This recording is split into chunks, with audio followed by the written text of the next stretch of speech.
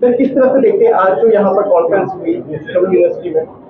सर्वप्रथम मैं department of strategic and regional studies को बधाई देता हूं कि उन्होंने एक इंटरनेशनल कॉन्फ्रेंस ऑर्गेनाइज किया और जिस कॉन्फ्रेंस में पद्मश्री प्रोफेसर प्रज्ञान पंडिता जी आए हों उसकी सफलता पर कोई क्वेश्चन मार्क की बात ही नहीं हो सकती है।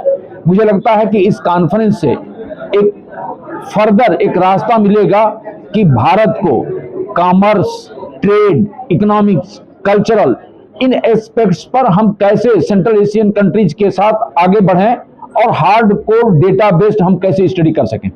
सर ये तो कॉन्फ्रेंस की डेट पहले तय होती है, लेकिन हमने देखा कि जिस तरह ब्रिक्स में हुआ, आपको क्या लग रहा है?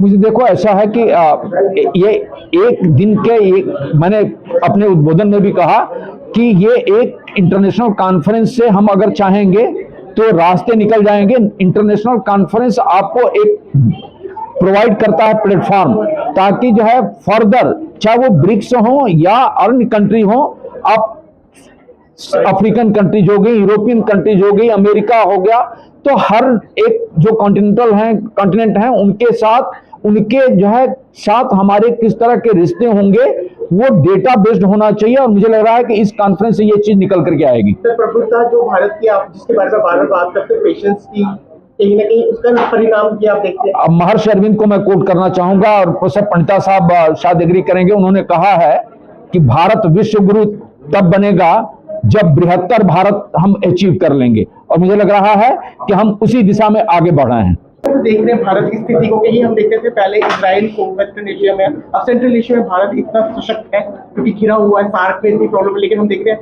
हर चीज को हैंडल जो भारत ने किया है पिछले 4-5 सालों में, किस तरह से देखते हैं आप?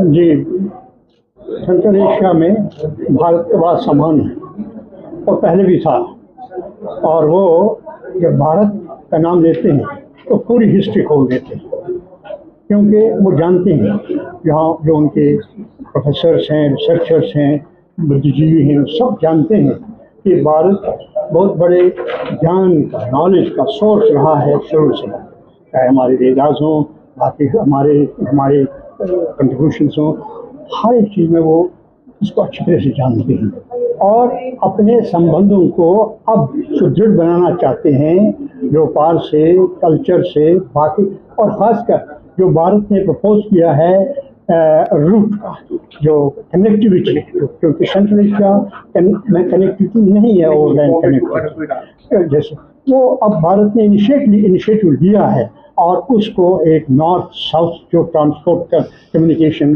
रोड बनाने जा रहे हैं, बन रहा है सब, उसमें उनका बड़ा योगदान होगा और वो बहुत पॉपुलर है। सर हमने हमेशा देखा जब भी पोलर विश्व को देखा गया है, जैसे यूएसएसआर के टाइम में, अब भी बाइपोलर जा रहा है चाइना, लेकिन भारत कहीं ना कहीं इक्विलिब्रियम में पहले भी दिख रहा था, अब भी दिख रहा था। अगर कोई आपको सजेशन देने हो क्या देंगे जो आपको सुन रहे हैं जो एनालिस्ट है?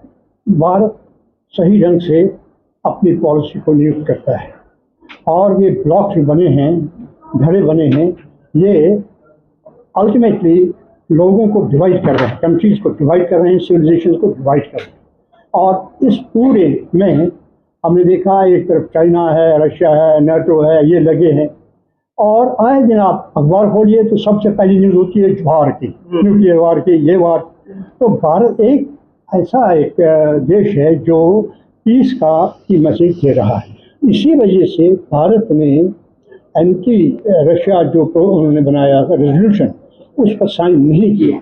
ये नहीं कि वो कोई ख़ास बात ये थी कि वह बेसिक फंडामेंटल प्रिंसिपल ये है कि हम लड़ाई को बढ़ावा नहीं देना चाहते, क्योंकि बहुत बड़ा लॉस है और आजकल के ज़माने में आप जानते हैं लड़ाई बढ़ जाए, न्यूक्लियर कुछ नहीं बचेगा, सिविलाइजेशन खत्म हो जाएगी। इसलिए सारी दुनिया समझती है, जो पावर सेंटर्स हैं उनको तो छोड़िए, लेकिन आम लोग जो हैं तमाम सारी कंट्रीज वर्ल्ड ओवर वो लोग जाते हैं, इसलिए मोदी हर जगह होता है जहाँ भी होता है।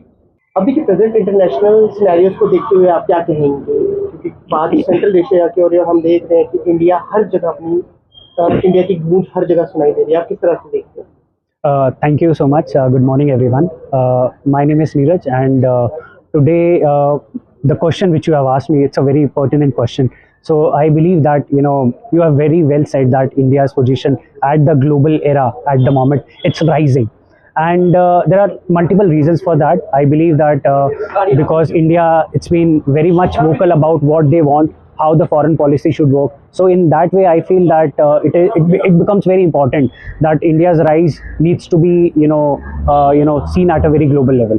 And specifically, when we talk about Central Asian countries, specifically the 5 countries which are there, actually, we have a very old ties, with these countries. When in the pre-1990 era, this was a part of Union Soviet era, and these countries were very much connected with India's, culturally or historically.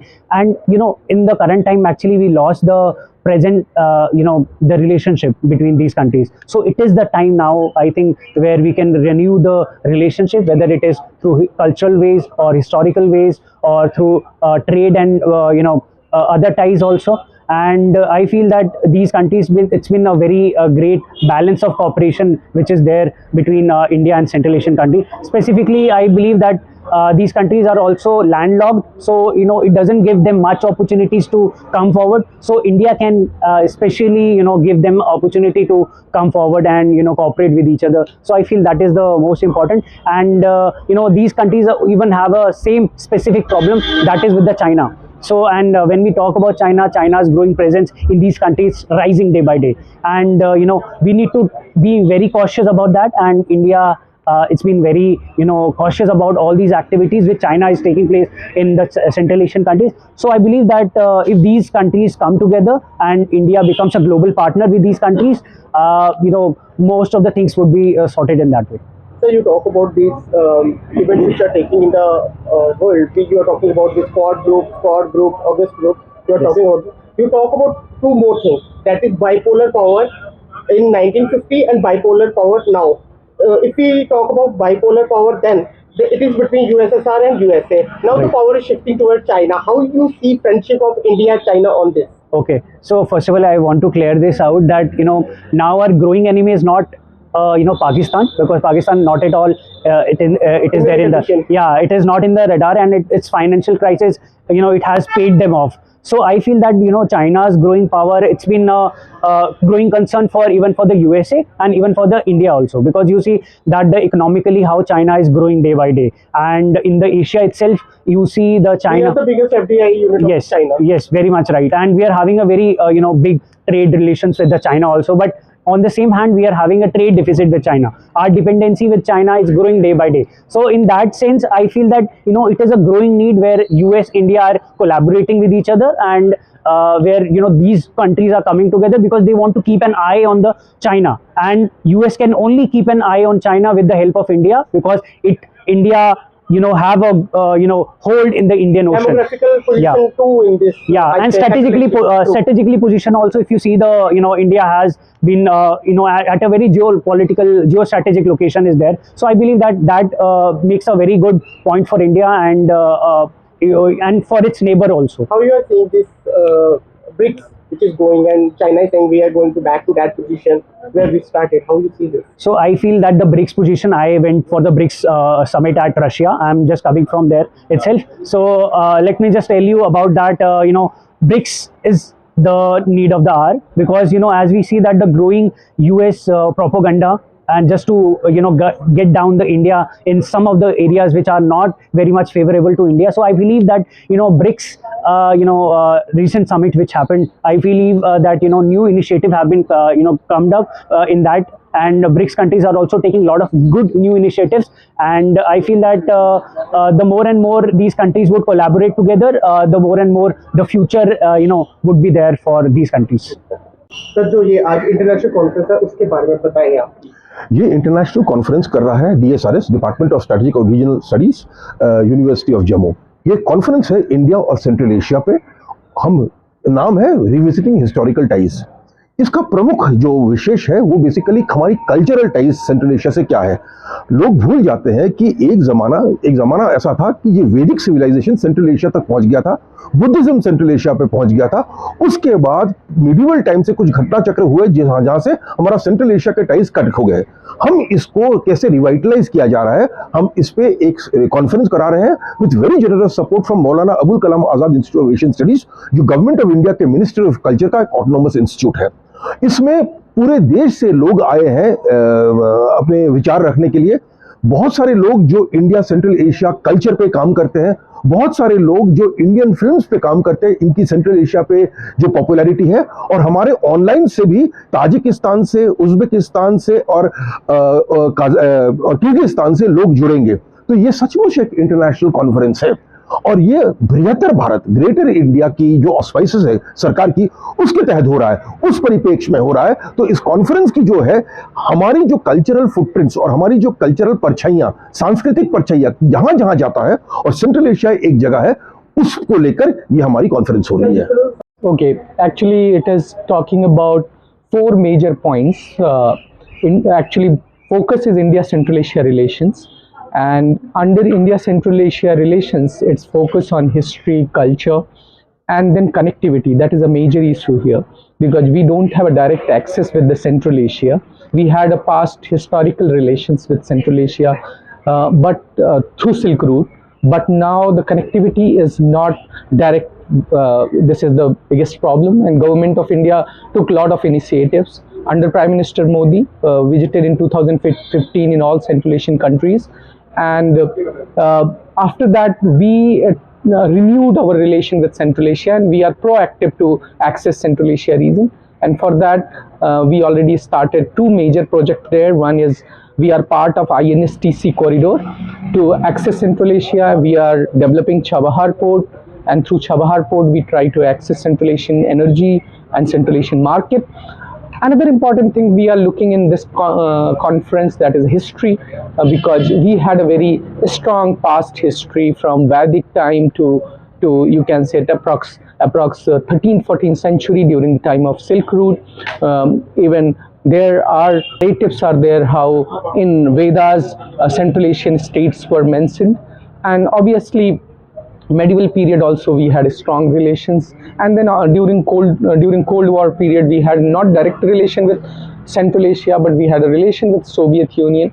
And now after disintegration of USSR, our former Prime Minister Narasimha Rao renewed our relation with the Central Asia. We are looking, actually, if you tell me the summarized whole conference, we are looking past, present and future, and through that we are looking Central Asia and connect with Central Asia for you can say that for future in a very effective way. Saying Central Asia International Conference, how many international players are here or international lecturers are there to which you are interacting? Yeah, we have professors from JNU, a very senior professor like Professor K. Warikku, who was a professor in Inner Asia program.